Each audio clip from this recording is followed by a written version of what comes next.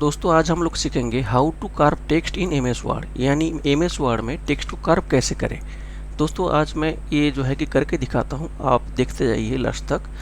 तो ये क्योंकि ये जो कमांड है ना, बहुत इंपॉर्टेंट कमांड है। कई बार हम लोग किसी प्रोजेक्ट का फ्रंट पेज बनाते हैं, कई बार सर्टिफिकेट बनाते हैं, कई बार लोगो डिजाइन करना पड़ जाता है हम लोग को एमएस वर्ड में। तब जो है कि ये कमांड बहुत काम आने वाला है। तो लास्ट तक ज़रूर देखिए और इसको ना खुद एक बार प्रैक्टिस भी कर लेना, क्योंकि आगे चल के काम आने वाला है ये कमांड, ठीक है।